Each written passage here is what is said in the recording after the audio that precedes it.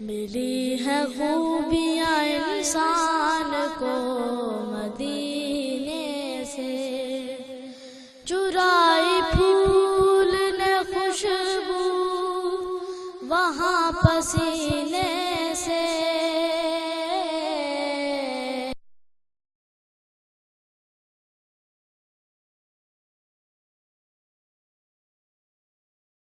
الحمد للہ رب العالمین، والصلاة والسلام علی حبیبہ محمد وآلہ وصحبہ اجمعین۔ اعوذ باللہ من الشیطان الرجیم، بسم اللہ الرحمن الرحیم۔ وعن عائشة رضی اللہ تعالی عنہا قالت قال رسول اللہ صلی اللہ علیہ وسلم ستۃ لعنہم اللہ، وكل نبي يجاب الزائد في كتاب الله، والمكذب بقدر الله، والمتسلط بالجبروت ليعز من أذله الله ويذل من أعزه الله، واستحل لحرم الله واستعمل من إترتي ما حرم الله، والتارك لسنتي، أو كما قال رسول الله صلى الله عليه وسلم، رواه البيهقي فی المدخل والزرین فی کتابہ۔ حضرت عائشہ رضی اللہ تعالی عنہا فرماتی ہیں رسول اللہ صلی اللہ علیہ وسلم نے فرمایا 6 طرح کے شخص ہیں، میں نے ان پر لعنت کی ہے اور اللہ تعالیٰ بھی ان پر لعنت فرماتے ہیں۔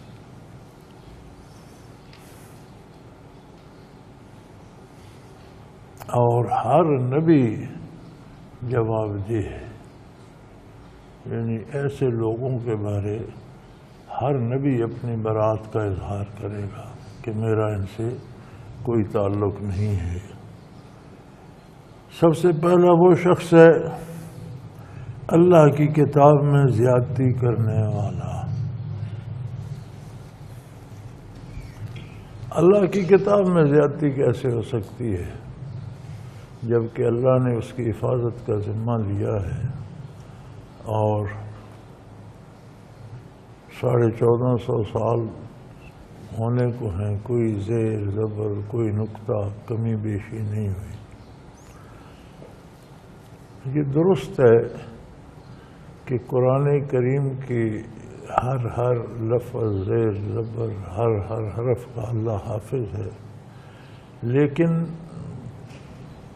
جب مفاہیم بیان کرتے ہیں، ترجمہ بیان کرتے ہیں، دلیل لیتے ہیں، تو وہ بیان کرتے ہیں جو رسول اللہ صلی اللہ علیہ وسلم نے نہیں فرمایا۔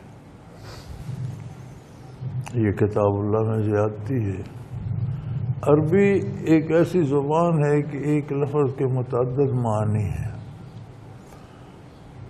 اور جب وہ جملے میں فکرے میں استعمال ہوتا ہے تو معنی کی تعیین ہوتی ہے، لیکن یہ عام زبان کے لیے ہے۔ قرآن حکیم کا اسلوب یہ ہے کہ جس طرح اللہ کے نبی کے ذمے ہے کہ وہ اللہ کی کتاب اللہ کی مخلوق تک پہنچائے، اسی طرح فرائض نبوت میں سے ہے لِتُبَيِّنَ لِلنَّاسِ مَا نُزِّلَ إِلَيْهِمْ، کہ آپ لوگوں کو یہ بھی سمجھائیں کہ ان کی طرف جو نازل کیا گیا اس کا مفہوم کیا ہے، اس سے انہیں سمجھنا کیا چاہیے اور اس پر عمل کس طرح کرنا چاہیے۔ تو قرآن کے معانی کی تعیین یہ ہے کہ حضور اکرم صلی اللہ علیہ وسلم نے جب ایک آیت بیان فرمائی تو پھر اس کا مفہوم کیا بیان فرمایا، صحابہ کرام نے کیا سمجھا، حضور اکرم صلی اللہ علیہ وسلم کے سامنے کس طرح عمل کیا جو حضور نے قبول فرمایا کہ یہی مفہوم تھا۔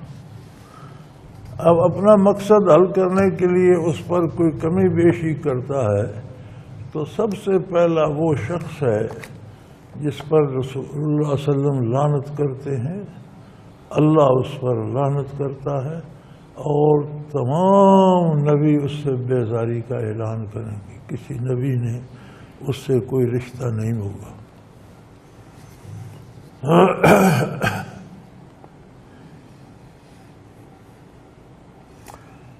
والمکذب بقدر اللہ، اور اللہ کی تقدیر کو جھٹلانے والا، یعنی جسے یہ ہو کہ ہم جو کچھ کر لیتے ہیں اللہ کے علم میں تو ہے یا نہیں ہے، جو ہوگا دیکھی جائے گی۔ تقدیر الہی کے بارے جسے شبہ ہو یا اس کی مختلف تعویلیں گھڑتا ہو۔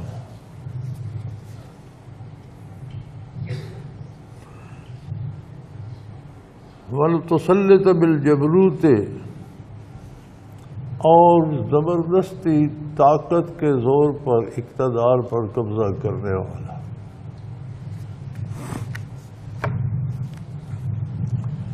انسانی تہذیب کا اور انسانی آبادیوں کا سب سے بڑا مسئلہ یہ ہے کہ جو ایک ادارہ بنایا جاتا ہے معاشرے کو توازن سے چلانے کے لیے، عدل کے لیے، انصاف کے لیے، لوگوں کے حقوق کے تحفظ کے لیے، اسے حکومت کہا جاتا ہے۔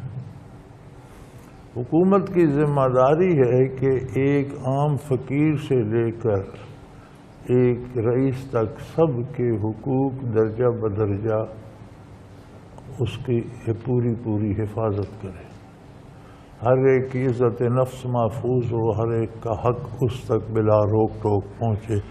جہاں رکاوٹ آئے وہاں جزا و سزا کا معاملہ ہے۔ دو قسم کی سزائیں ہیں، ایک حدود ہیں جو اللہ نے مقرر کر دی ہیں، کچھ جرائم ایسے ہیں جو جرم سرزد ہو تو پھر صرف حکومت کا کام ہے کہ اس کا ثبوت مہیا کرے، ثابت ہو جائے تو فیصلہ عدالت نے یا حکومت نے نہیں کرنا، اللہ کا فیصلہ نافذ ہوگا۔ انہیں حدود کہتے ہیں، جیسے قاتل یا زانی یا اس طرح کی کچھ جن احکام پر، جن جرائم پر قرآن میں احکام وارد ہیں، سزا متعین کر دی۔ اس کے بعد جو سزائیں ہیں وہ قاضی یا جج جسے آپ کہتے ہیں اس کی ثوابدید پر ہیں کہ وہ قرآن و حدیث سے اخذ کر کے اس کے مطابق کسی کو قید کرتا ہے، جرمانہ کرتا ہے، کوڑے مارتا ہے، کیا سزا دیتا ہے۔ تو یہ سزائیں اس لیے نہیں ہے کہ لوگوں کو تکلیف ہی دی جائے، اس لیے ہے کہ معاشرے کو برائی سے روکا جائے، ظلم اور زیادتی سے روکا جائے۔ اسی لیے شرعاً سزاؤں کا چوک میں عمومی جگہ پر جہاں لوگوں کا اجتماع ہو وہاں نافذ کی جائیں تاکہ دیکھنے والوں کو بھی عبرت ہو۔ ایک بندے کو تکلیف دینا مقصد نہیں ہوتا، مقصد معاشرے کی اصلاح ہوتا۔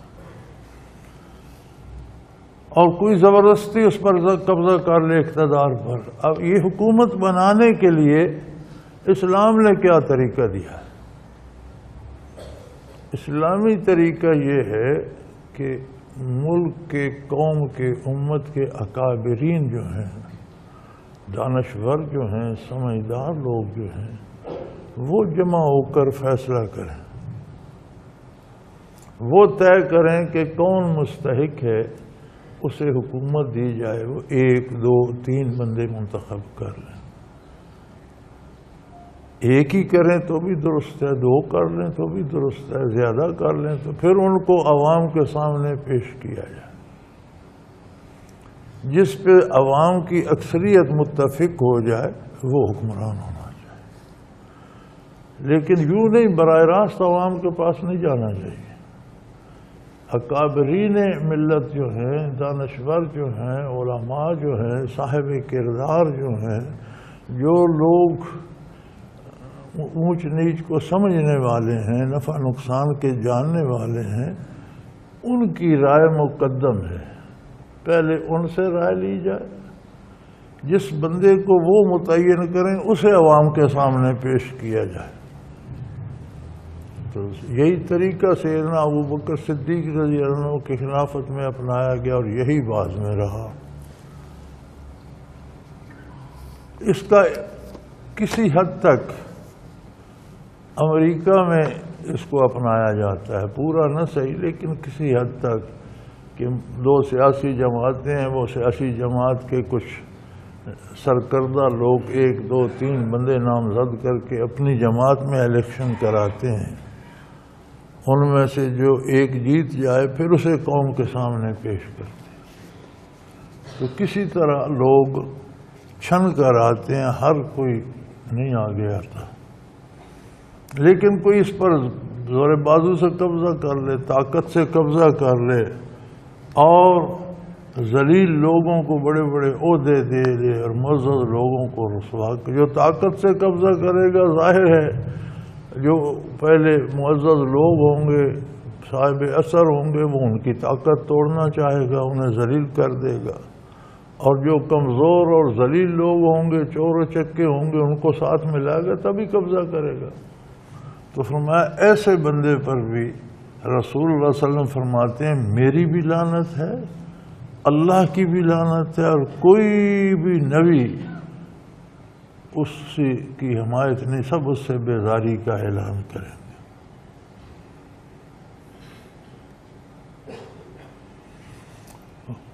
وَمُسْتَحِلُّ لِحَرْمِ اللَّهِ،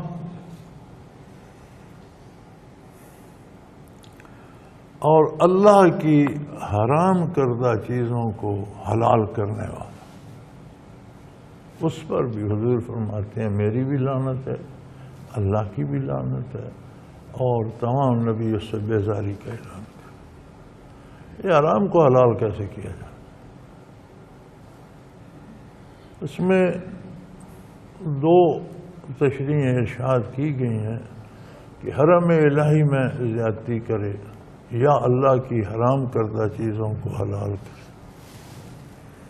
اس کی ایک چھوٹی سی مثال ہمارے سامنے موجود ہے۔ جیسے ہمارے ملک میں سود حرام ہے، اسے منافع کہہ کر حلال سمجھ لیا جاتا ہے، اس کا نام منافع رکھ دو اور کھاتے رہو، تو یہ اللہ کے حرام کو حلال کرنے والی بات ہے نا۔ تو ایسے لوگوں پر اللہ کی لعنت، رسول اللہ علیہ وسلم کی طرف سے لعنت، اور تمام انبیاء سے بریت کا اظہار ہے۔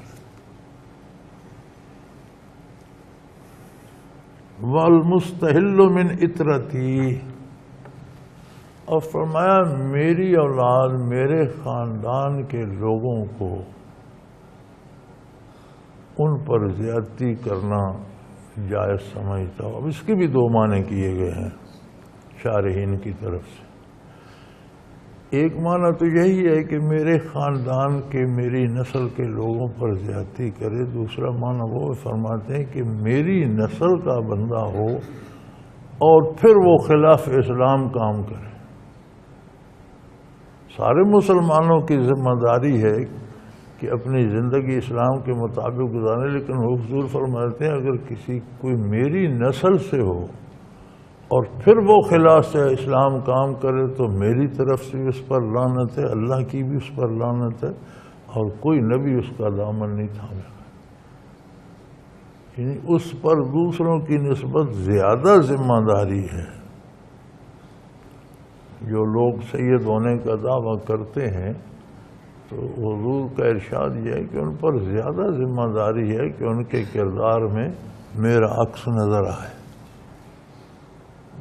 کیونکہ وہ تو خاندانی وارث بھی ہیں، خون کے وارث بھی ہیں، تو انہیں میرے کردار کی وراثت کا اظہار بھی ہونا چاہیے۔ ان کے کام سے، ان کے تعلقات سے، ان کے کاروبار سے یہ مترشح ہونا چاہیے کہ یہ رسول اللہ صلی اللہ علیہ وسلم کی اولاد ہے۔ اگر وہ بھی بے دینے پہ کمر بستہ ہو جائے تو فرمایا میری طرف سے بھی ان پر لعنت ہے، اللہ کی طرف سے بھی، اور کوئی نبی ان کے ساتھ تعلق کا روادار نہ ہوگا۔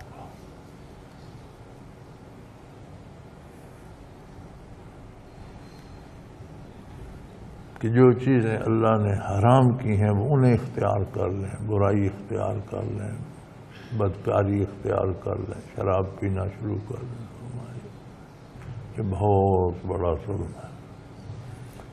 وَالتَّارِكُ لِسُنَّتِي، اور چھٹا وہ جو میری سنت کی پرواہ نہ کرے، ترک کر لے۔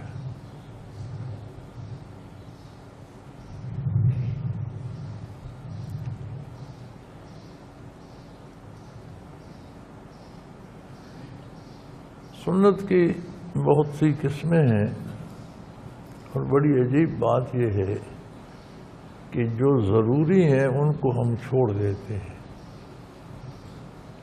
اور ایسی سنتیں جن کا اتباع ضروری نہیں ہے وہ پکڑ لیتے ہیں۔ ایک تو سنت ہے عبادت، سنت عبادیہ، جیسے آپ سنت نماز ادا کرتے ہیں، حضور نے سنت موقدہ پہ ہمیشہ دوام فرمایا، ساری عمر ادا فرماتے، اس کی تاکید ہے۔ کچھ سنتیں غیر موقدہ ہیں، جیسے عصر کی عشاء کے پہلے 4 سنتیں غیر موقدہ سے مراد یہ ہے کہ ان پر حضور نے تاکید نہیں فرمائی، کبھی ادا فرما لیتے تھے، کبھی نہیں بھی فرماتے۔ موقدہ سے مراد یہ ہے کہ حضور ہمیشہ ادا فرماتے تھے۔ یہ وہ سنتیں جو عبادت ہیں۔ کچھ امور ہیں سنت عادیہ، وہ عبادت نہیں ہے، ان پر عمل نہ ہو تو سنت عبادت کو چھوڑ دینا گناہ ہے، عمل کرنا ثواب ہے۔ کچھ امور عادی ہیں کہ حضور چادر کس طرح اوڑھتے تھے، بال کس طرح دھوتے تھے، کنگھی کس طرح فرماتے تھے، وہ عام امور عادیہ جو ہیں، کھانا کس وقت پسند کرتے تھے، کھانے میں کیا چیز زیادہ پسند کرتے تھے، یہ امور عادیہ ہیں، روزمرہ کے امور ہیں، انہیں سنن عادیہ کہا جاتا ہے۔ اگر عمل نہ ہو سکے تو کوئی حرج نہیں، عمل ہو سکے تو نور علی نور ہے۔ لباس عطر کیسا تھا، ٹوپی مبارک کیسی تھی، امامہ شریف کیسا تھا، انداز گفتگو کیسا تھا، تو یہ جو انداز امور عادیہ جو ہیں، روزمرہ کے کام جو ہیں، انہیں سنن عادیہ کہتے ہیں۔ سنن عادیہ میں یہ ہے کہ کسی کو اتباع نصیب ہو تو نور علی نور ہے، نہ کر سکے تو گناہ نہیں۔ کچھ سنتیں سنن اضطراریہ، یعنی یہ واقعات حضور کے ساتھ ہوئے لیکن ان پر عمل ضروری نہیں، ان کا ماننا ضروری نہیں۔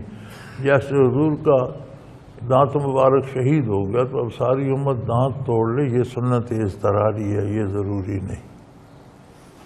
یہ ایک واقعہ مشہور ہے کہ حضرت اویس کرنی رحمۃ اللہ تعالیٰ علیہ نے اپنے دانت توڑ لیے، اور بڑے مزے کی بات یہ ہے، میں نے کہیں دیکھے بھی، شاید یہیں پاکستان میں وہ جو شاہی مسجد میں نوادرات پڑے ہیں ان میں پڑے ہیں کہ ان میں پتہ نہیں بہت ساری مٹھی بھر دانت پڑے ہیں، کچھ داڑھیں کچھ دانت، یہ کیسے ہیں، یہ حضرت اویس کرنی کے، یہ ساری خرافات۔ یہ سنت اضطراری ہے، اور سنت اضطراری واجب العمل نہیں ہوتی۔ مثلا کتنے نبی جو راہ حق میں شہید ہو گئے، اب نبی کی گردن کٹ گئی، یہ سنت ہے ساری امت گردنیں کٹا لے۔ کسی نبی کا ہاتھ شہید ہو گیا جہاد میں، ساری عمر ایک بازو امت ساری کٹا لے، یہ نہیں ہوتا۔ یہ روایت مولوی اسماعیل نے، یہ شیعہ حضرات کا اس دور میں متقدمین کی مثال کا عالم تھا، بہت بڑا وسیع المطالعہ، بڑے حافظے والا، بڑا تکڑا عالم تھا شیعہ حضرات کا، تو کوئی مولوی اس کے قریب نہیں جاتا تھا، عموماً اس کا مناظرہ پھر حضرت رحمۃ اللہ سے ہوتا۔ اس نے ایک مناظرے میں یہ پیش کی تھی حضرت جی کے سامنے، حضرت اویس کرنی نے دانت نکلوا دیے تھے، سارے دانت توڑ دیے، نکلوا نہیں کہتے ہیں، پتھر سے توڑ دیے تھے۔ حضرت نے فرمایا یہ گھڑی ہوئی کہانی ہے، کسی مستند کتاب سے لا کر دکھاؤ، یہ رتب و یابت سے دلیل پیش نہ کرو، کسی اتھینٹک، کسی مستند کتاب سے، کسی مستند روایت سے لا کر دکھاؤ، تو نہیں لا سکا۔ یہ سنت اضطراری ہے۔ آپ کا دانت مبارک شہید ہو گیا، ساری امت دانت توڑوا لے، ایسا نہیں ہوتا۔ تو کچھ سنتیں ایک آج کل ایک اور چلی ہوئی ہے نا سنت جی، وہ حجامہ سنت ہے،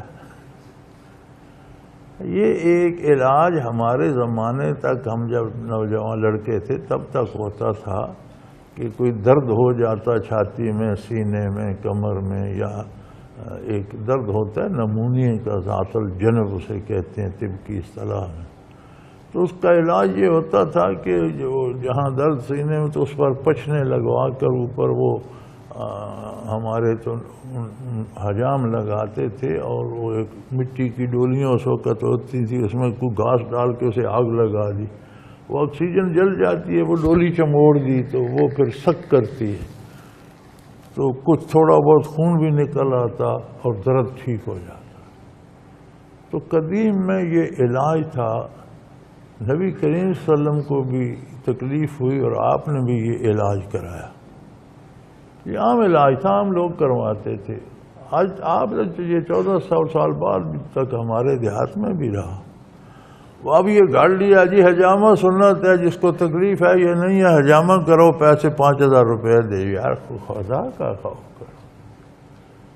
بیماری اضطرارن ہوتی ہے، کوئی جان بوجھ کر نہیں لیتا، تو بیماری سنت اضطراری ہے، زبردستی آ جاتی ہے، تقدیر کی طرف سے، اللہ کی طرف سے آ جاتی ہے، کوئی جان بوجھ کر بیمار نہیں ہوتا۔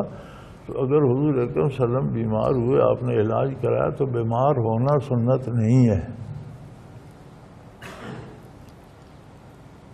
تو عجیب بات ہے، جن سنتوں کی تاکید ہے وہ سنتیں چھوٹ گئی، فرض چھوٹ گئے، نماز نہیں پڑھتے، حجامہ کرا لیتے ہیں، 5-10 ہزار روپے بھی دے آتے ہیں، یہ جی سنت ہے، کمال ہے۔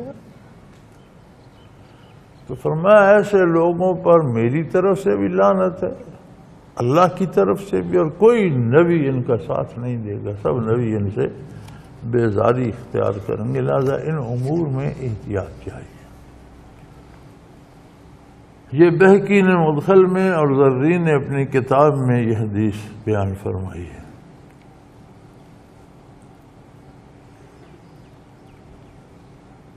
وعن مطر ابن قائمس قال رسول اللہ صلی اللہ علیہ وسلم اذا قضى اللہ لعبد ان يموت بارض جعل له الیہ حاجہ، رواہ احمد والترمذی، او کما قال رسول اللہ صلی اللہ علیہ وسلم۔ حضرت مطر بن وقاص سے روایت ہے، جب اللہ تعالیٰ کسی بندے کے لیے ایک زمین میں مرنے کا فیصلہ کرتا ہے، اسے اس کی طرف کوئی حاجت کر دیتا ہے۔ موت جہاں اللہ نے لکھی ہے، بندہ خود وہاں پہنچ جاتا ہے، ایسا نظام ہے اس کا کہ جہاں موت لکھی ہے وہاں اسے کوئی نہ کوئی کام پڑ جاتا ہے، بڑا اہتمام کر کے، خرچے کر کے، ویزے لے کر، تکلیفیں اٹھا کر، بڑی محنت سے وہاں جا پہنچتا ہے، آگے موت ہوتی۔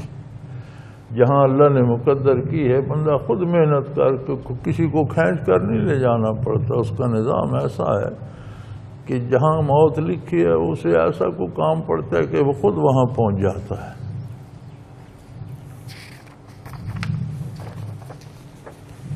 وعن عائشہ رضی اللہ تعالی عنہا قالت قلت یا رسول اللہ ذراری المؤمنین قال من آبائہم فقلت یا رسول اللہ بلا عمل قال اللہ اعلم بما كانوا عاملین قلت فذراری المشرکین قال من آبائہم قلت بلا عمل قال اللہ اعلم بما كانوا عاملین۔ حضرت عائشہ صدیقہ رضی اللہ عنہ سے روایت ہے کہ میں نے عرض کی، یا رسول اللہ، مسلمانوں کے نابالغ بچے جو فوت ہو جاتے ہیں ان کا کیا ہوگا؟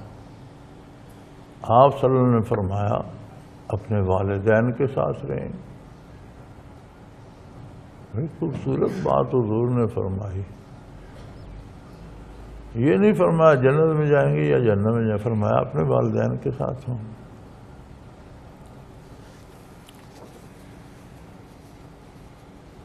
تو وہ فرماتی ہے میں نے عرض کی یا رسول اللہ انہوں نے تو کوئی عمل بھی نہیں کیا، والدین سے تو غلطیاں بھی ہو جاتی ہیں، پھر والدین مجاہدہ بھی کرتے ہیں، نیکی بھی کرتے ہیں، اس کے فعل جنت جائیں گے، تو انہوں نے تو کیا بھی کچھ نہیں، چھوٹی عمر میں فوت ہو گئے۔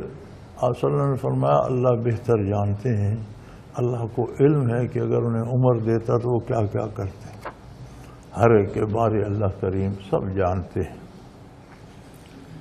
فرماتی ہے میں نے عرض کیا رسول اللہ تو مشرکین کے بچے کہاں جائیں گے؟ کفار کے بچوں کو کیا ہوگا؟ قال من آبائی، آپ نے فرمایا اپنے باپ دادوں کے ساتھ ہی جائیں گے، ماں باپ کے ساتھ ہی جائیں گے، جدھر ماں باپ جائیں گے بچے بھی جائیں گے۔ میں نے پھر عرض کی یا رسول اللہ، انہوں نے تو کوئی عمل نہیں کیا، نہ کفر کیا، نہ گناہ کیا، تو ماں باپ تو کفر کر کے جہنم جائیں گے، وہ بیچارے بغیر عمل کے۔ قال اللہ اعلم بما كانوا عاملین، حضور نے فرمایا اللہ جانتے ہیں کہ انہیں مہلت دیتا تو وہ کیا کیا کرتے۔ اللہ کے لیے کوئی ماضی کوئی مستقبل نہیں، اس کا علم حضوری ہے، ہر چیز ہمہ وقت اس کے روبرو دست بستہ حاضر ہے، تو وہ خوب جانتے ہیں کہ کس کو کہاں بھیجنا ہے۔ وابن مسعود قال قال رسول اللہ صلی اللہ علیہ وسلم الوائدہ والموعودہ فی النار۔ حضرت ابن مسعود رضی اللہ عنہ نے فرمایا رسول اللہ صلی اللہ علیہ وسلم فرماتے تھے زندہ گاڑنے والی اور جس کو گاڑا گیا دونوں دوزخ میں جائیں گی۔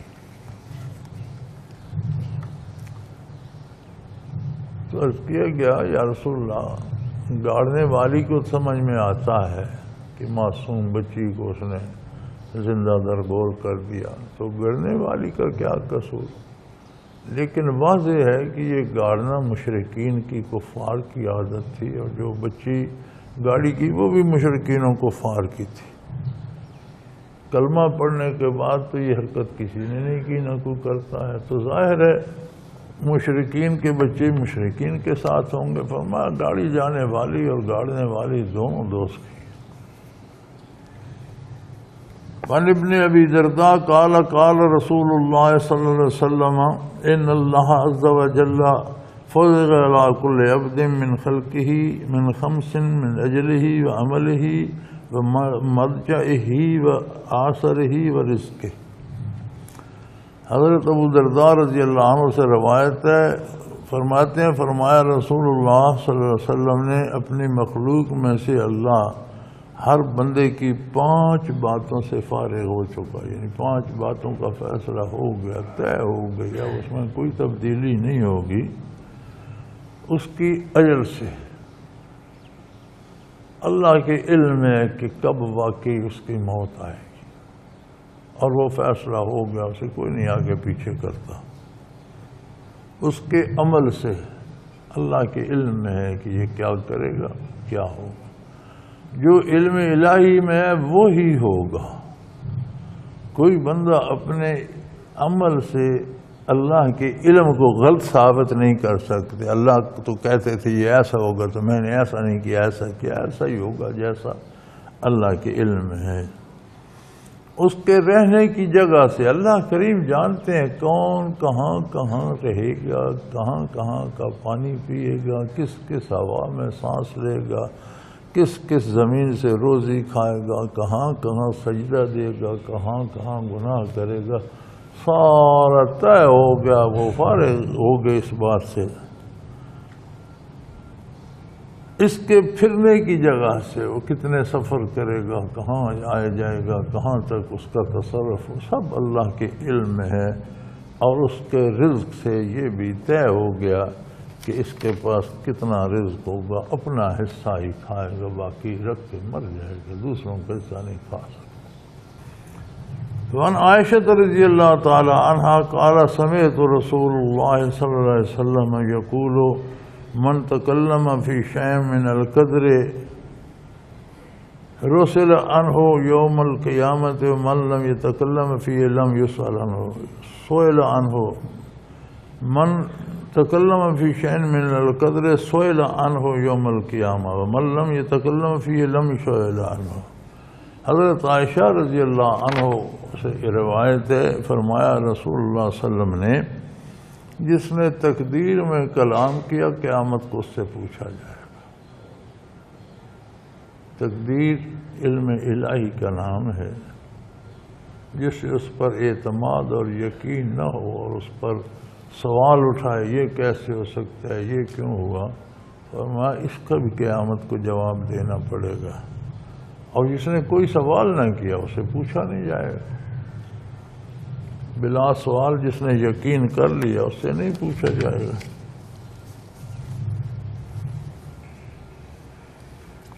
اور حضرت ابن ویلمی فرماتے ہیں کہ میں حضرت ابی بن کعب رضی اللہ عنہ کے پاس آئی۔ ابن ویلمی تابعین میں سے ہیں اور حضرت ابی بن کعب صحابی ہیں جلیل القدر، تو کہتے ہیں میں ان کی خدمت میں حاضر ہوا اور میں نے عرض کیا میرے دل میں تقدیر کے متعلق شبہات آتے ہیں، آپ کوئی ایسی حدیث بیان کر دیں کہ شاید اللہ میرے دل سے یہ شبہات دور کر دے۔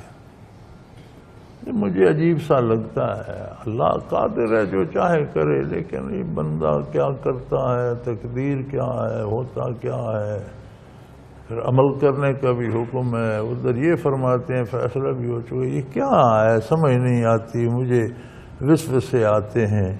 تو آپ کوئی ایسی حدیث بیان فرما دیجئے کہ مجھے ان وسوسوں سے نجات مل جائے۔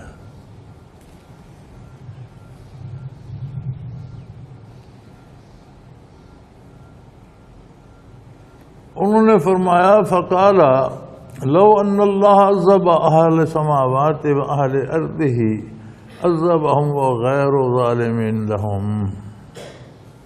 انہوں نے فرمایا ارے اللہ کے بندے، جتنی مخلوق زمینوں یا آسمانوں میں اللہ سب کو دوزخ میں ڈال دے، سب پر عذاب نازل کر دے، کسی کو اعتراض کرنے کا کوئی حق ہے؟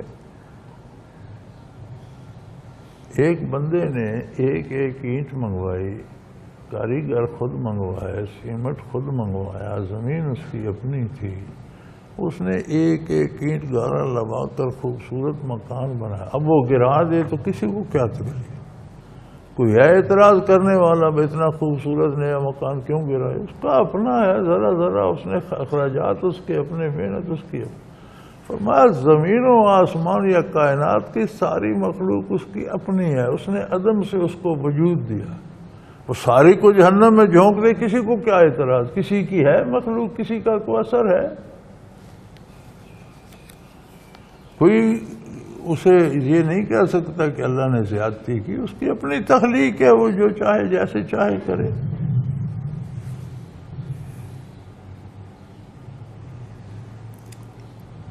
وَلَوْ رَحِمَهُمْ كَانَتْ رَحْمَتُهُ خَيْرًا لَهُمْ مِنْ أَعْمَالِهِمْ۔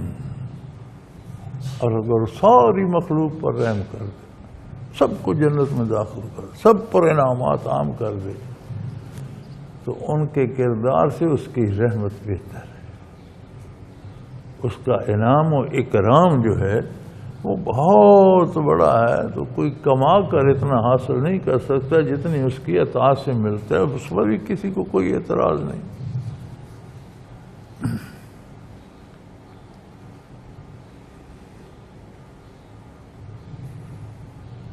وَلَوْ أَنفَقْتَ مِثْلَ أَحَدٍ ذَهَبَ فِي سَبِيلِ اللَّهِ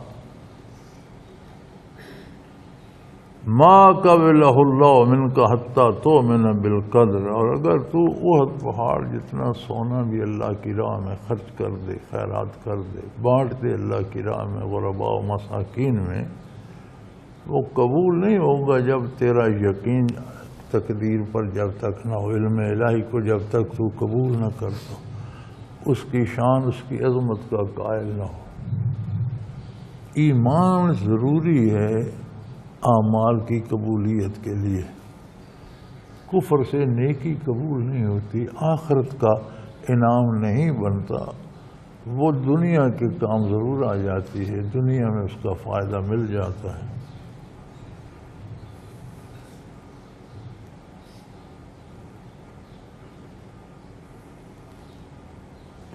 وَتَعْلَمْ أَنَّ مَا أَصَابَكَ لَمْ يَكُنْ لِخَطِيئَكَ وَأَنَّ مَا أَخْطَأَكَ لَمْ يَكُنْ لِيُصِيبَكَ وَالْكَرَامَةُ عَلَى غَيْرِ هَذَا۔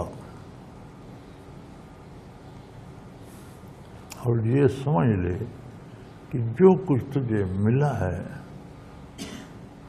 وہ تجھے ملنا ہی تھا، اور جو تجھے نہیں مل رہا وہ تیرا ہے نہیں، اس کے لیے کیوں روتا ہے؟ جو تو نے پا لیا اس میں تیرا کوئی کمال نہیں، وہ تیرا ہی تھا، وہ تجھ تک ہی آنا تھا. دو چیزیں نہیں مل رہا اس کے لیے غم نہ کر، اس کے لیے رونا دھونا چھوڑ دے. وہ تیرا ہے نہیں، کسی اور کا ہے، اس کو ملے گا، تو اس کے لیے کیوں روتا؟ کتنا بڑا مسئلہ حل کر دیا حضرت کعب رضی اللہ عنہ. یہاں جسے کچھ مل جائے وہ کہتا ہے یہ میرا کمال ہے، میری عقل نہ ہوتی، میں یہ نہ کرتا تو کیسے مل سکتا. اور جو ضائع ہو جائے اس کے لیے پیٹتے رہتے ہیں کہ جو نہیں ملا وہ لینا چاہیے، اس سے سفارش کراؤ، اسے رشوت جیسے. وہ فرماتے ہیں ایسا نہیں ہے، جو تیرا ہے وہ تجھی کو ملے گا، جو مل گیا وہ شکر کر کے یہ میرا ہے، جو نہیں ملا وہ سمجھ لے وہ تیرا ہے نہیں، کسی اور کا ہے، اس کے لیے کیوں روتا ہے. کتنی آسان ہو جائے زندگی، کتنے خوشحال ہو جائیں لوگ، کتنے غم ختم ہو جائیں اگر یہ کیفیت نصیب ہو جائے.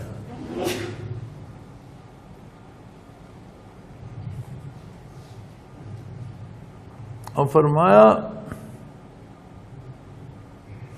وَلَوْ مُتَّ عَلَى غَيْرِ هَذَا لَدَخَلْتَ النَّارَ. پھر انہوں نے کہا کہ اگر تو اس عقیدے کے علاوہ مرے گا، یعنی اللہ کی عظمت سے یہ ایک کار نہیں ہوگا کہ جو ملا وہ اس کی عطا، جو نہیں ملا وہ میرا تھا ہی نہیں، واللہ نے کسی اور کے لیے مقرر کیا. اگر تیرا یہ ایمان نہیں ہوگا تو اس سے بغیر مر گیا تو دوزخ میں جائے گا.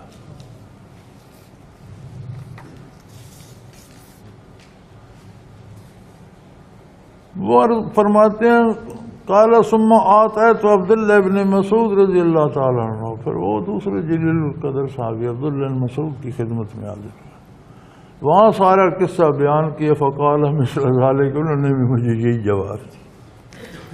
پھر فرماتے ہیں ثم آتیت زید بن ثابت، میں حضرت زید بن ثابت رضی اللہ عنہ کی خدمت میں حاضر ہو گیا.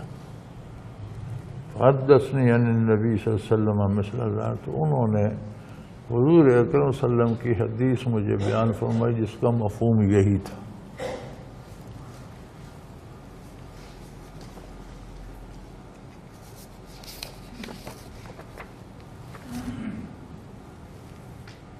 والنافع ان رجل اتى ابن عمر فقال ان فلانا يقرأ عليك السلام، فقال انه بلغني انه قد احدث فان كان قد احدث فلا تكر مني السلام، فاني سمعت رسول الله صلى الله عليه وسلم يقول يكون في امتي او في هذه الامه خسف ومسخ او قذف في اهل القدر.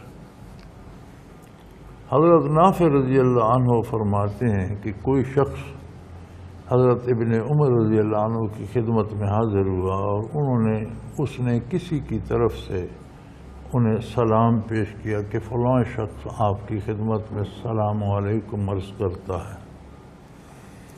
انہوں نے فرمایا کہ مجھے خبر پہنچی ہے کہ اس نے دین میں کوئی بدعت ایجاد کی ہے، کوئی نئی بات نکالی. یہ بھی ہمارا روز کا مسئلہ ہے، یہ بدعت کیا ہوتی ہے؟ ہم روز ایک دوسرے کو بدتی بدتی کہتے رہے، بدعت ہوتی کیا ہے؟ جن چیزوں کو رسول اللہ صلی اللہ علیہ وسلم نے ثواب یا گناہ فرمایا ہے اور وہ فرض نہیں ہے، وہ سنت کہلاتی ہے. کچھ تو قرآن میں فرائض آ گئے نا، اس کے علاوہ جو حضور نے متعین فرمایا کہ ایسا کرنا باعث ثواب ہے، وہ سنت ہوگی. اب اس کے علاوہ کوئی شخص اپنی طرف سے ایک بات مقرر کرتا ہے کہ ایسا کرنا بھی ثواب ہے، جو نہ کرے گا وہ گناہ ہوگا، یہ بدعت ہوگی.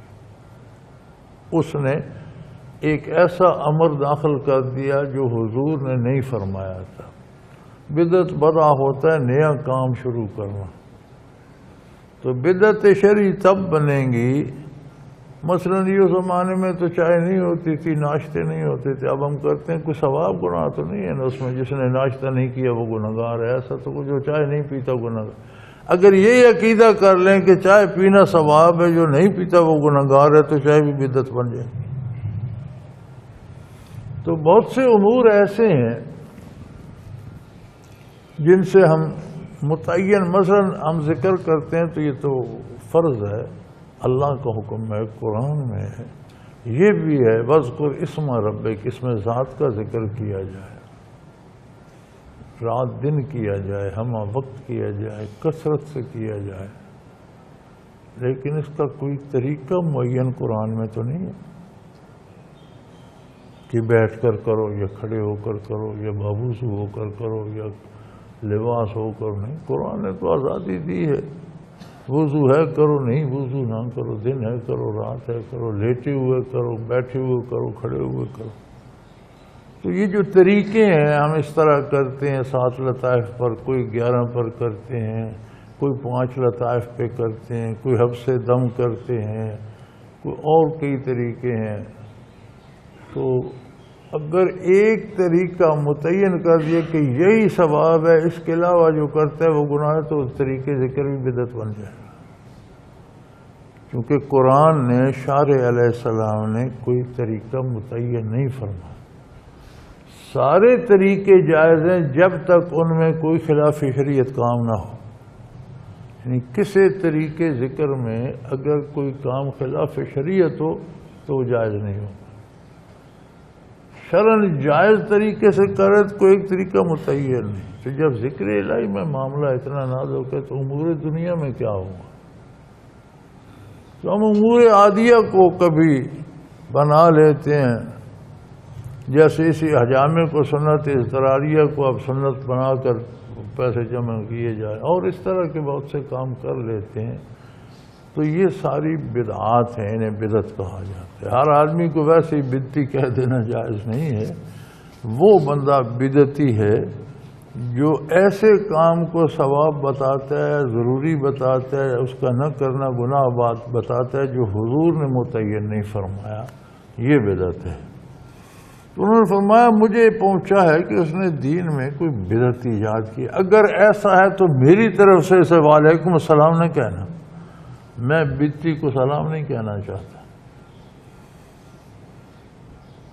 کیونکہ میں نے رسول اللہ صلی اللہ علیہ وسلم سے سنا ہے، حضور فرماتے تھے کہ میری امت میں، یا آپ نے فرمایا اس امت میں، یہاں راوی کو غلط فہمی ہو رہی ہے کہ آپ صلی اللہ علیہ وسلم نے فرمایا میری امت میں، یا آپ نے فرمایا اس امت میں دھنس جانا، صورتوں کا بدل جانا اور پتھروں کا برسنا ہوگا، جو اہل قدر میں ہوگا۔ کہ حضور نے فرمایا ایسا بھی ہوگا کہ لوگ زمین میں دھس جائیں گے، ایسا بھی ہوگا کہ شکلیں مسخ ہو جائیں گی، کریم المنظر ہو جائیں گے، چہرے ڈراؤنے ہو جائیں گے، اور ایسا بھی ہوگا کہ بعض لوگوں پر پتھر برسیں گے۔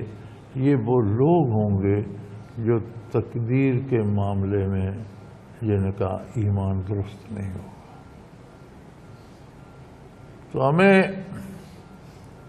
یہ شکایت تو رہتی ہے کہ مختلف مصیبتیں آ جاتی ہیں، جی یا تو بارش ہوتی نہیں، خشک سالی رہتی ہے، ہوتی ہے تو سیلاب آ جاتا ہے، زلزلے آ جاتے ہیں، پہاڑ گر جاتے ہیں، مکان، بچے، انسان سب دب جاتے ہیں۔ تو یہ ساری چیزیں اپنے آپ کے ساتھ ہم کر رہے ہوتے ہیں۔ ہمارا کردار، ہمارا عقیدہ، ہمارا نظریہ نتائج پیدا کرتا ہے۔ تو کیوں ہم اپنی اصلاح نہیں کرتے؟ ہم ان سے بچنے کے اسباب کرتے رہتے ہیں، فلاں یہ کر دو، فلاں، یہ سارے درست ہے، ظاہری اسباب کرنے چاہیے، لیکن اس بنیاد کی طرف بھی توجہ دینی چاہیے جو اس کا سبب بنتی ہے۔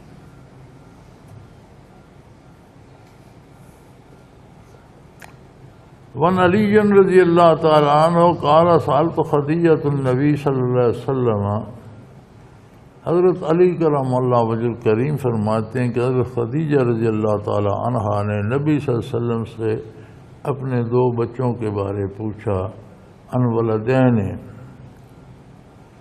مات لہا فی الجاہلیہ۔ حضرت خدیجہ رضی اللہ عنہا کے 2 بچے حضور اکرم صلی اللہ علیہ وسلم کے نکاح میں آنے سے پہلے عہد جاہلیت میں فوت ہو چکے تھے۔ تو انہوں نے ان کے بارے پوچھا، فقال رسول اللہ صلی اللہ علیہ وسلم ہما فی النار، تو آپ نے فرمایا وہ دونوں دوزخ میں ہیں۔ قال فلما رأى الكراهة في وجهها قال لو رأيت مكانهما لأبغضهما۔ آپ صلی اللہ علیہ وسلم نے ناپسندیدگی کے آثار حضرت خدیجہ رضی اللہ عنہا کے چہرے مبارک پر، تو انہیں بات ناگوار سی گزری، چہرے اقدس کا رنگ متغیر ہو گیا، تو حضور نے دیکھا تو فرمایا کہ اگر آپ ان کا ٹھکانہ دیکھ لیں تو آپ کو ان سے نفرت ہو جائے۔ یعنی جب آخرت منکشف ہوگی، جنت دوزخ کا فیصلہ ہوگا، تو اہل جنت کو اہل دوزخ سے کوئی رغبت نہیں رہے گی، نفرت ہو جائے گی۔ دنیا میں کتنا محبوب شخص بھی آخرت میں دوزخ میں چلے گئے تو کوئی جنتی اس سے محبت نہیں رکھے گا، محبت تعلقات ختم ہو جائیں گے۔ تو یہی بات ام المومنین کو حضور نے ارشاد فرمائی کہ جیسے حضور تو دیکھ رہے ہیں، فرمایا اگر تم بھی دیکھ لو ان کا ٹھکانہ تو پھر تمہیں یہ محبت نہ رہے، تمہیں نفرت ہو جائے۔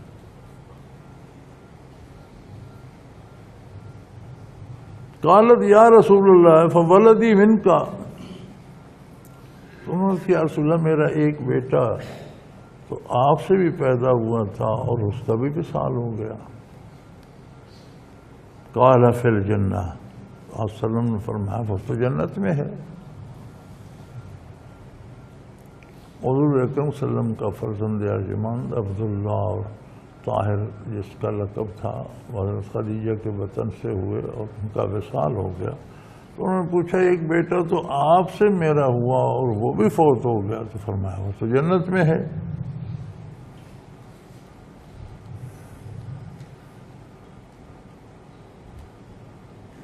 ثم قال رسول اللہ صلی اللہ علیہ وسلم ان المؤمنین واولادهم فی الجنہ وان المشرکین واولادهم فی النار۔ آپ نے فرمایا اللہ کے ایماندار بندے اور ان کی اولاد جنت میں ہوگی، شرک اور کفر کرنے والے لوگ اور ان کی اولاد دوزخ میں ہوگی۔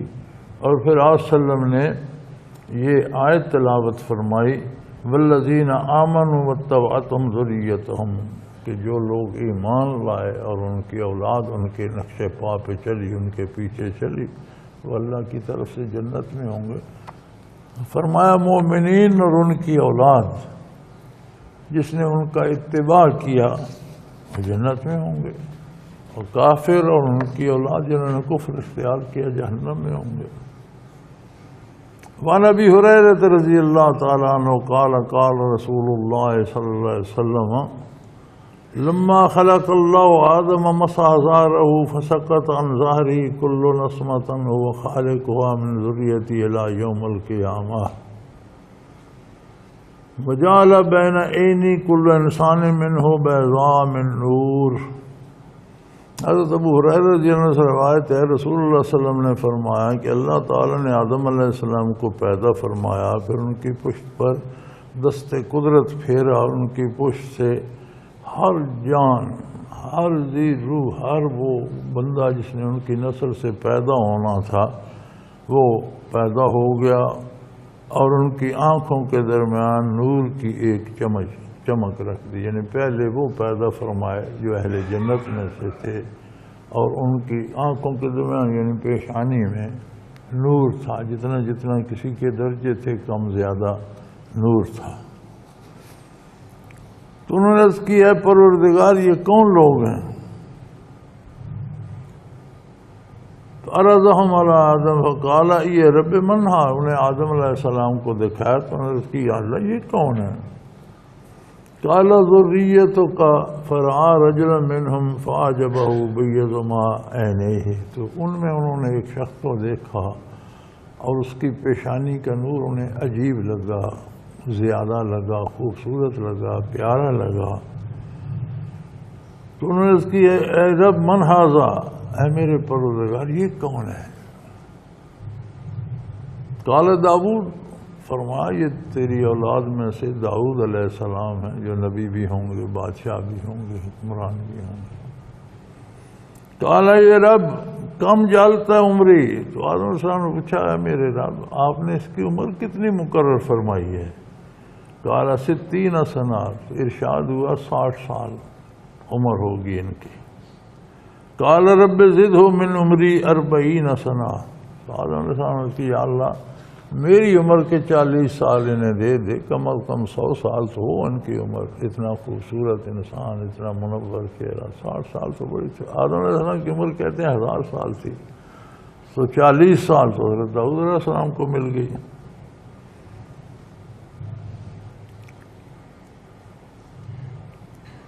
قال رسول اللہ صلی اللہ علیہ وسلم فلما انقض عمر آدم الا 40، جب آدم علیہ السلام کی زندگی پوری ہوئی، وہ 40 جو عطا کر چکے تھے وہ پیچھے رہ گئے، جاء الملک الموت، تو ملک الموت خدمت میں حاضر ہوا، تو قال آدم اولم یبق من عمری 40 سنہ، تو آدم علیہ السلام نے کہا تم کدھر آئے ہو، میرے تو ابھی 40 سال رہتے ہیں، تم پہلے ہی سوٹا اٹھا کر آ گئے ہو۔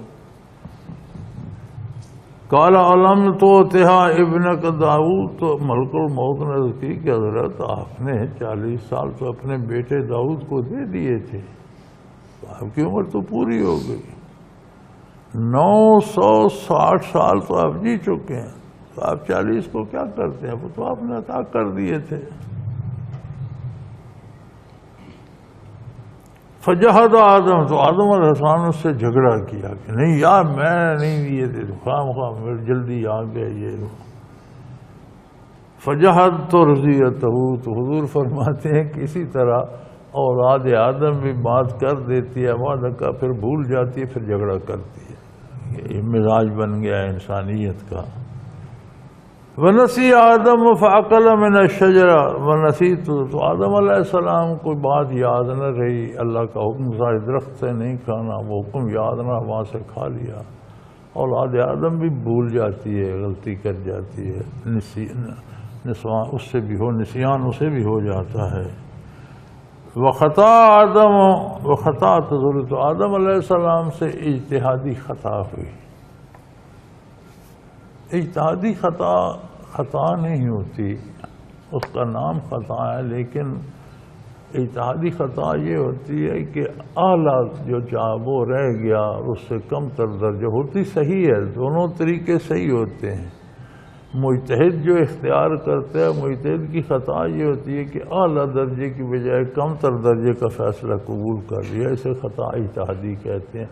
اور حضور نے فرمایا کہ مجتہد کی خطا پر بھی 1 درجہ ثواب اسے ملتا ہے، اگر وہ خطا نہ کرے تو 2 گنا ثواب پاتا ہے۔ تو انبیاء سے گناہ یا خطا کا تصور نہیں ہے، لیکن خطا اجتہادی کہ اعلیٰ ترین درجہ رہ جائے اور اس سے کم درجے کا کام ہو جائے، یہ ممکن ہے۔ تو فرمایا آدم علیہ السلام سے بھی ایسا ہو گیا، اولاد آدم بھی ایسا کرتی ہے، بعض اوقات ایسا ہو جاتا ہے۔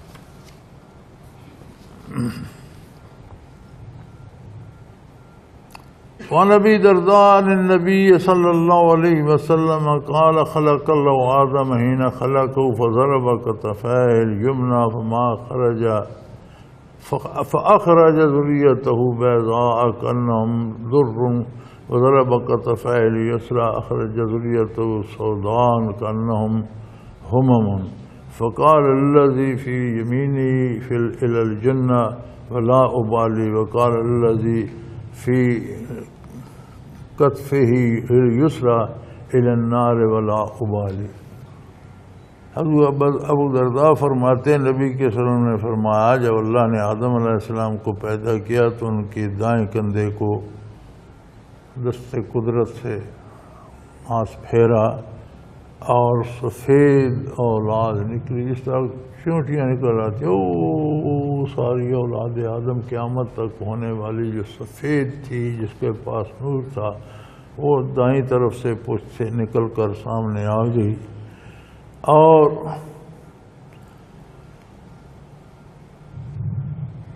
پھر بائیں کندھے پر دست قدرت پھیرا تو سیاہ کوئلے جیسی مخلوق ساری نکل کر باہر آ گئی، اور اللہ کریم نے جو دائیں طرف والی تھی فرمایا یہ جنت میں جائیں گے اور مجھے کوئی پرواہ نہیں ہے، میرا کوئی مجھ پر ان کا اچھا یا برا کوئی ایسا کوئی چیز مجھے متاثر نہیں کر سکتی، میری شان اس سے بالا تر ہے۔ اور یہ جو سیاہ کوئلے کی طرح یہ جہنم میں جائیں گے میں جانتا ہوں، لیکن مجھے کوئی پرواہ نہیں ہے، کسی کا جنت یا جہنم جانا ذات باری کو متاثر نہیں کرتا۔ سونا یہ لوگ جہنم میں جائیں گے، یہ نہیں کہ اللہ کے حکم سے یہ جہنمی ہو گئے، اللہ کے علم میں تھا کہ میں نے پیدا تو کر رہا ہوں، یہ جائیں گے جہنم اپنی مرضی سے، اپنے کردار سے، اپنی پسند سے، اپنی محنت کر کے، بڑی مشقت کر کے۔ جہنم جانا اتنا آسان نہیں ہے، بڑی محنت لگتی ہے، سب سے مشکل کام ہے دوزخ جانا، سب سے آسان کام ہے جنت جانا۔ جنت میں کیا مشکل پڑی ہے؟ 100 سال کفر شرک بھی کرتا رہا تو ایک بار خلوص سے توبہ کر کے اللہ کی بارگاہ میں آ جائے تو جنت عطا ہو جاتی ہے۔ جہنم جانے کے لیے جیلیں کاٹے، بدنامیاں، پولیس کی ماریں، تکلیفیں، دکھ، بےعزتیاں، ساری عمر کی لعنتیں برداشت کرتا ہوا، دھکے کھاتا ہوا، تب جا کر دوزخ پہنچتا۔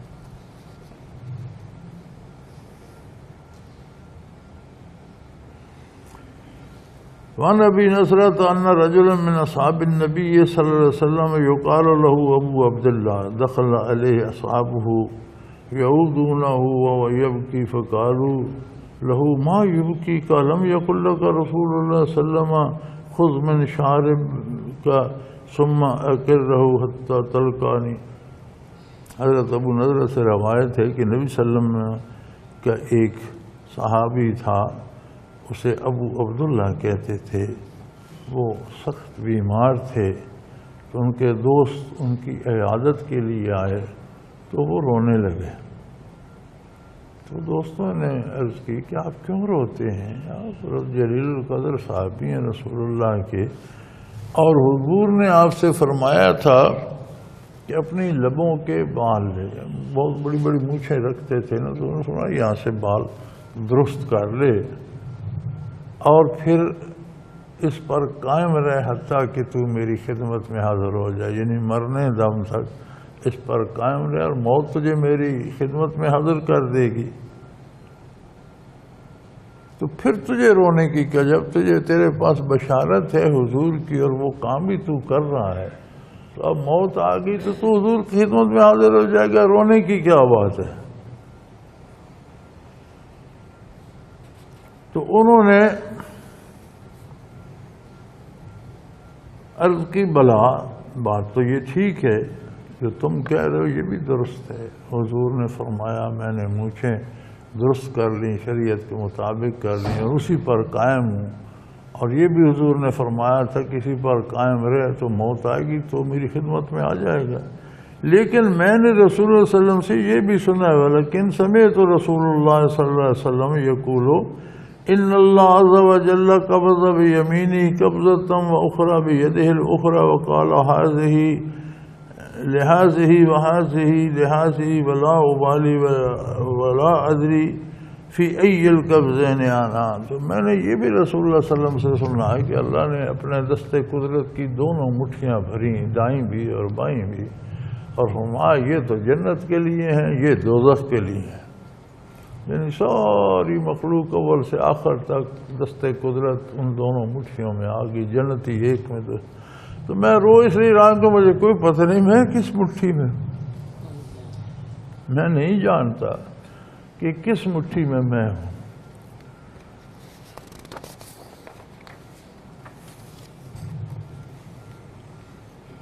وعن ابن عباس رضی اللہ تعالی عنہ عن النبی صلی اللہ علیہ وسلم قال اخذ اللہ المیثاق من ظہر آدم بنعمان یعنی عرفۃ فاخرج من صلبہ کل ذریۃ ذرعها فنصرهم بین یدیہ کالذر ثم کلمهم قبلا قال لست بربکم قالوا بلا شہدنا ان تقولوا یوم القیامۃ انا کنا عن هذا غافلین اور تقولوا انما اشرک آباؤنا من قبل وكنا ذریۃ من بعدهم افتهلكنا بما فعل المبطلون۔ حضرت ابن عباس رضی اللہ تعالیٰ عنہ سے روایت ہے، رسول اللہ صلی اللہ علیہ وسلم نے فرمایا اللہ تعالیٰ نے میثاق آدم کی پشت سے نعمان یعنی عرفہ میں لیا تھا،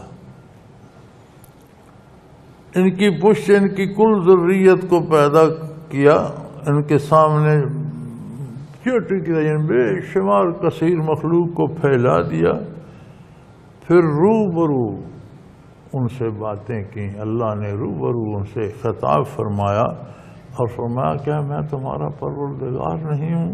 سب نے کہا کیوں نہیں، ہم گواہی دیتے ہیں۔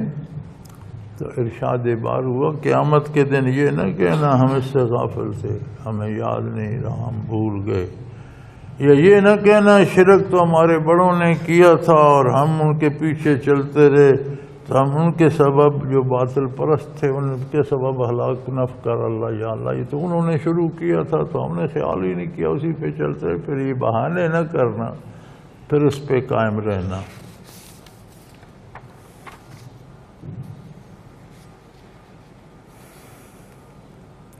وعن ابی بن کعب فی قول اللہ عز وجل وَإِذْ أَخَذَ رَبُّكَ مِنْ بَنِي آدَمَ مِنْ ظُهُورِهِمْ ذُرِّيَّتَهُمْ قَالَ جَمَعَهُمْ وَجَعَلَهُمْ أَزْوَاجًا ثُمَّ صَوَّرَهُمْ فَاسْتَنْقَذَهُمْ فَتَكَلَّمُوا ثُمَّ أَخَذَ عَلَيْهِمُ الْعَهْدَ وَالْمِيثَاقَ وَأَشْهَدَهُمْ عَلَىٰ أَنفُسِهِمْ أَلَسْتُ بِرَبِّكُمْ قَالُوا بَلَىٰ قَالَ إِنِّي أُشْهِدُ عَلَيْكُمُ السَّمَاوَاتِ السَّبْعَ والأرضين السبع وأشهد عليكم آباءكم آدم أن تقولوا يوم القيامة لم نعلم بهذا اعلموا أنه لا إله غيري ولا رب غيري ولا تشركوا بي شيئا إني سأرسل إليكم رسلي يذكرونكم عهدي وميثاقي أنزل إليكم كتبي قالوا شهدنا بأنك ربنا وإلهنا رب لنا غیرک ولا ربنا لا غیرک ولا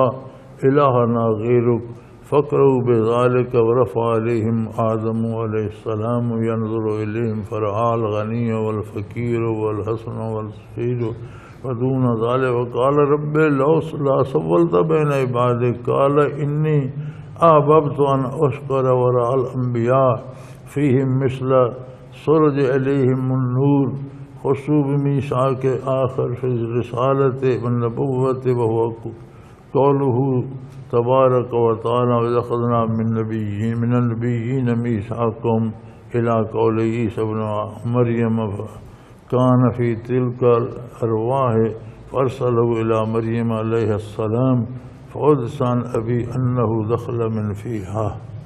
حضرت ابی بن کعب سے روایت ہے اللہ تعالیٰ کے اس فرمان کی کہ جب تیرے رب نے آدم کے بیٹوں سے ان کی پشتوں سے ان کی اولاد نکالی تو راوی نے کہا کہ اللہ نے ان سب کو جمع کیا، ان کو قسم قسم بنا دیا، پھر ان کی صورت بخشی، پھر ان کو گویا کیا، پھر ان کو بولنے کی طاقت بخشی، گویا کیا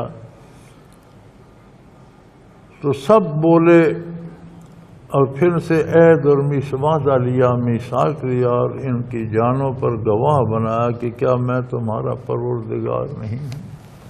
یعنی قیامت پر حیرت نہیں کرنی چاہیے لوگوں کو کہ یہ ساری مخلوق ابھی بنی نہیں تھی تو سب کو اللہ نے حاضر کر دیا، وہ قادر ہے، سب کو وجود بھی بخشے، بولنے کی طاقت بھی بخشی، زبان بھی عطا کر دی، سب کو بات کرنے کی طاقت بھی بخش دی اور سب پر عقل بھی پوری کر دی، سب پر سوال بھی کیا میں تمہارا پروردگار نہیں ہوں؟ انہوں نے کہا کیوں نہیں؟ تو اللہ کریم نے فرمایا میں تم پر 7 آسمانوں 7 زمینوں کو اور تمہارے باپ آدم کو گواہ بناتا ہوں۔ یہ تم آج شہادت دے رہے ہو میری ربوبیت کی، دیکھیں رب ہی ماننا سب سے مشکل ہے۔ رب وہ ہستی ہے جو ہر فرد کی ہر ضرورت ہر وقت ہر جگہ ہر حال میں پوری کر رہا ہو۔ تو اگر ہم اللہ کو رب مانیں تو اپنی ضرورتوں کی تکمیل کے لیے وہ وسائل اختیار کریں جن کی اللہ نے اجازت دی، کیونکہ چیز تو رب نے دینی ہے، ہمارے ذمہ محنت کرنا یا وسیلہ تو ذریعہ اختیار کرتے، وہ ذریعہ کیوں نہیں اختیار کرنے جو شرعاً جائز؟ جب ہم ناجائز ذرائع استعمال کرتے ہیں تو اللہ کی ربوبیت سے ایمان اٹھ گیا، کہ ہم نے اپنی ہمت سے لینی ہے، چوری کر کے لیں، سفارش کر کے لیں، چھین کر لیں. تو پھر یہی بات منوائی گئی کہ مجھے رب بھی مانتے ہو؟ سب نے کہا بے شک آپ ہمارے رب ہیں. تو فرمایا 7 آسمان 7 زمینیں اور آدم علیہ السلام اس بات پر گواہ ہیں کہ کل قیامت کو یہ نہ کہو کہ ہم نہیں جانتے، جان لو میرے سوا کوئی معبود نہیں، میرے سوا کوئی پروردگار نہیں، میرے ساتھ کسی کو شریک نہ کرنا. میں تمہاری طرف اس کے باوجود میں تمہاری طرف اپنے رسول بھیجوں گا، وہ تمہیں یہ وعدہ یاد دلائیں گے. کتابیں بھیجوں گا، انبیاء بھیجوں گا، وہ تمہیں یہی عہد یاد دلائیں گے اور اپنی کتابیں نازل کروں گا. تو انہوں نے کہا ہم گواہی دیتے ہیں تو ہمارا پروردگار ہے، ہمارا معبود ہے، تیرے سے ہمارا کوئی پروردگار نہیں، نہ کوئی معبود ہے، تیرے سوا کوئی رب نہیں، کوئی عبادت کے لائق نہیں. انہوں نے اس بات کا اقرار کیا. آدم علیہ السلام ان پر بلند کیے گئے، وہ ان کو دیکھتے تھے. آدم علیہ السلام کھڑے ہوئے سب سے اونچے تھے اور ساری مخلوق کو دیکھ رہے تھے.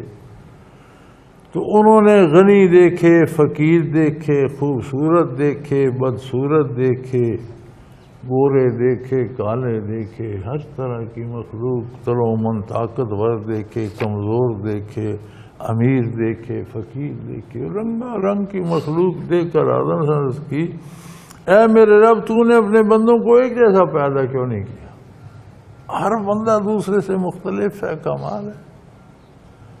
آپ اندازہ کریں کہ ہر بندے کے 2 ہاتھ 10 انگلیاں، 2 کان، 2 آنکھیں، ناک، منہ، سارا چہرہ ہر بندے کے، لیکن کسی کا دوسرے جیسا نہیں. حد ہو گئی. ایک ہی سا ہے لیکن کوئی دوسرے سے نہیں ملتا. کمال ہوگی. کب سے اولاد آدم پیدا ہو رہی ہے، کب تک ہوتی رہے گی. کتنے چہرے بنا دیے اللہ نے. کسی کے 2 کان ہیں، سب کے ہر کے الگ الگ ہیں، کسی کا کان دوسرے سے نہیں ہوتا. سب کی 5 انگلیاں، ہر انگلی کی لکیریں الگ ہیں، ایک کی دوسرے سے نہیں ملتی. کمال ہے یار. خرابہ مخلوق گزر چکی، خرابہ آئے گی. کتنی قسم کی لکیریں ہیں خزانے قدرت میں. آدم علیہ السلام کا یا اللہ ایک مشین سے چیز نکلتی ایک جیسی بنتی جاتی ہے، یہ قدرت کی مشین سے اتنی مخلوق نکالی، ہر الگ الگ ہے. کمال ہو گئی.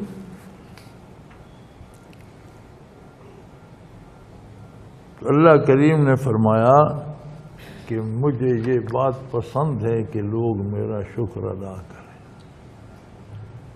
جن کے پاس خوبیاں ہیں وہ کمزوروں کو دیکھیں تو میری بارگاہ میں شکر ادا کریں. جو فقیر ہیں وہ اپنے سے نیچے دیکھیں تو ان سے کم درجے کی بھی ہیں تو لوگ میرا شکر ادا کریں. اس لیے میں نے مخلوق فرق سے. حضرت سعدی رحمۃ اللہ فرماتے ہیں سیاح تھے نا، چلتے رہتے تھے تو کہتے تھے میرے جوتے گھس گئے، ٹوٹ گئے. تو میں بغیر جوتوں کے سفر کر رہا تھا تو ایک وقت ہو گیا نماز کا، ایک مسجد میں گیا، نماز سے فارغ ہوئے باہر نکلا تو لوگ جوتے پہننے لگ گئے. تو مجھے بڑی حسرت آئی کہ یار میرے پاس تو جوتا بھی نہیں، میں نے کیا پہنا. تو فرماتے ہیں جیسے میں مسجد سے باہر نکلا تو ایک شخص اس ریڑھی پر بیٹھا ہوا ہے، اس کے دونوں پاؤں نہیں تھے. تو میں نے توبہ کی یا اللہ میرے پاؤں تو ہیں، نہ صحیح جوتا، پر مجھ پر تیرا بڑا انعام ہے، میرے پاؤں تو، اس کے تو پاؤں بھی نہیں ہیں، یہ جوتا کہاں سے لے گا.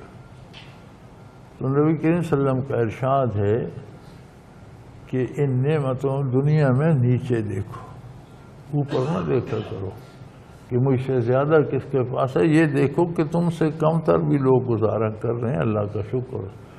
دین میں اوپر دیکھو کہ کون مجھ سے آگے نکل گیا، مجھے بھی وہاں پہنچنا چاہیے. دین میں نیکی میں مقابلہ کرو کہ مجھے دوسروں سے آگے جانا ہے. دنیا کیا ہے، جو مل گیا اس پر شکر کرو. دیکھو تم سے کم تر پر بھی لوگ گزارا کر رہے ہیں.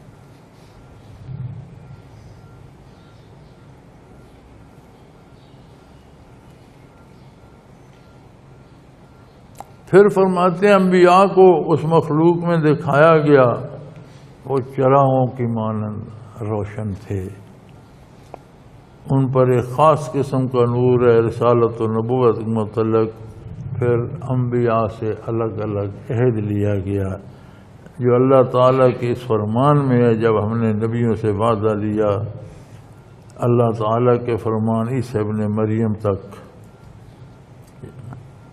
جیسا اللہ تعالیٰ کے اخذنا من نبیین میثاقکم الی قولہ عیسی ابن مریم، قرآن میں جس کا ذکر ہے کہ ہم نے تمام انبیاء سے وعدہ لیا، وہ بھی اسی یوم الست تمام انبیاء سے عہد لیا گیا تھا۔ اور اللہ تعالیٰ نے عیسیٰ علیہ السلام کی روح مبارک کو مریم علیہ السلام کی طرف بھیج دیا۔ تو یہ فرماتے ہیں، راوی فرماتے ہیں کہ ان کے خیال کے مطابق وہ منہ کی طرف سے ان کے وجود اقدس میں داخل ہو گئے۔ وعن ابی الدرداء رضی اللہ تعالیٰ عنہ قال بینما نحن عند رسول اللہ صلی اللہ علیہ وسلم نتذاکر ما یکون اذ قال رسول اللہ صلی اللہ علیہ وسلم اذا سمعتم بجبل زال عن مکانہ فصدقوه واذا سمعتم برجل تغیر عن خلقہ فلا تصدقوا به فانه یسیر الی ما جبل الیہ۔ حضرت ابو الدرداء رضی اللہ فرماتے ہیں کہ ایک دفعہ ہم رسول اللہ صلی اللہ علیہ وسلم کی خدمت تھے اور ہم آئندہ ہونے والی چیزوں کا تذکرہ کر رہے تھے کہ ایسے لگتا ہے یوں ہوگا یوں ہوگا۔ تو اس وقت رسول اللہ صلی اللہ علیہ وسلم نے فرمایا کہ سنو، اگر تم یہ بات سنو کہ فلاں پہاڑ اپنی جگہ سے ٹل گیا ہے تو مان لو، لیکن جب یہ سنو کہ فلاں شخص اپنے مزاج سے بدل گیا تو نہ مانو۔ لوگوں کا اپنا اپنا مزاج ہے، جس پر پیدا کیے گئے ویسے ہی رہتے ہیں۔ او کما قال رسول اللہ صلی اللہ علیہ وسلم سلمۃ قالت یا رسول اللہ لا یزال یصیبک فی کل عام وجن من شاۃ المسمومۃ التی اکلت قال ما اصابنی شیء منها الا هو مکتوب علی وآدم بین تینہ۔ حضرت ام سلمہ رضی اللہ عنہا ام المومنین فرماتی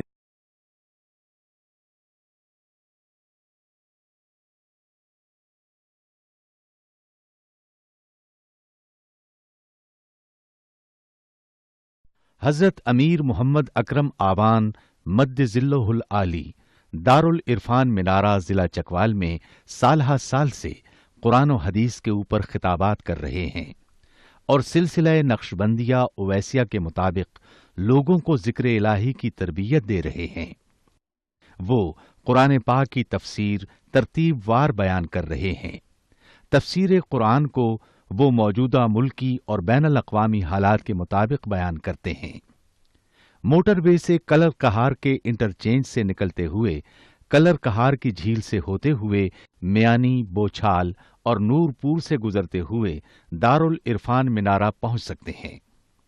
حضرت امیر محمد اکرم آوان نے بچیوں اور بچوں کی دینی اور دنیاوی تعلیم کے لیے سقارہ اکیڈمی کے نام سے ایک درسگاہ بھی قائم کی ہے، جس کا افتتاح ملک پاکستان کے صدر جنرل محمد ضیاء الحق نے اپنے دست مبارک سے کیا تھا۔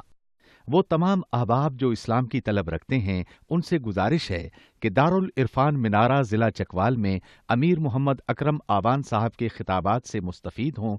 وہ ہر جمعے کو نماز سے پہلے بیان فرماتے ہیں۔ ہر ماہ کی پہلی اتوار کو ماہانہ اجتماع ہوتا ہے جس میں آپ خصوصی خطاب فرماتے ہیں اور پاکستان کے چاروں صوبوں سے احباب اس اجتماع میں شرکت کرتے ہیں۔ اس کے علاوہ یہاں سال میں 2 مرکزی اجتماعات بھی ہوتے ہیں، ایک رمضان المبارک میں اعتکاف کا اجتماع اور دوسرا جولائی اور اگست میں 40 دن کا اجتماع ہوتا ہے جس میں روحانی تربیت کی جاتی ہے۔ اپنا خون سیماب دے کر اتنا ہم کر جائیں گے، نام آقا کا چمن میں پھر رقم کر جائیں گے۔